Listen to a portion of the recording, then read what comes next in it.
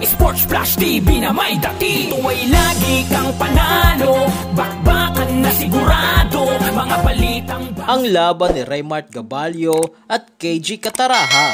Pag-usapan natin yan mga ka-flash. Pero bago ang lahat, huwag kakalimutang i-like, mag-subscribe at hit ang notification bell para updated ka sa mga bidyong katulad nito.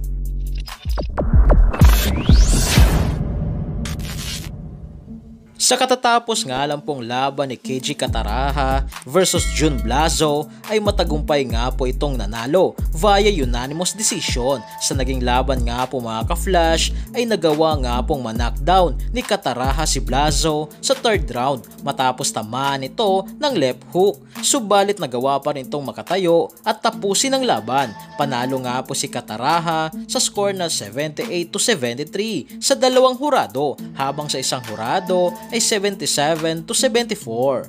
Habang sa laban naman nga po ni Raymart Gabalio para sa titulong WBO Oriental Bantamweight na kung sino ang manalo sa pagitan ni Gabalio at Parab ay magiging mandatory challenger para sa WBO World Bantamweight na titulo. Dito nga po mga ka-flash ay panalo nga po si Gabalio via first round knockout. Ito'y matapos magpakawala si Gabalio ng isang solid na left hook na tumama sa katawan ni Parab in just 32 seconds sa first round. So dahil sa panalo ni Raymart Gabalio mga ka-flash ay siya na ngayon ang bagong mandatory challenger para sa WBO World Bantamweight na titulo, na hawak na rin ang WBO Oriental Bantamweight na titulo.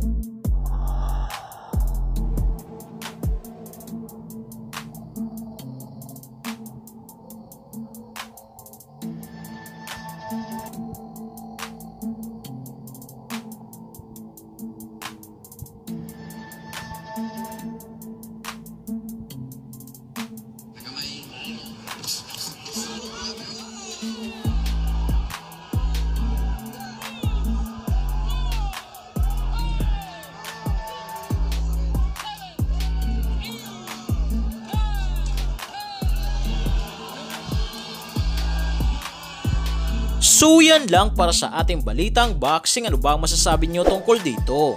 Para sa inyong komento at reaksyon ay komento nyo na sa baba. Hanggang sa muli, ito ang The Sports Flash TV. Sports Flash TV na may dati. Ito ay lagi kang panalo, bakbakan na sigurado, mga balitang boxing. Ito laging bago, balitang boxing, laban na kasado.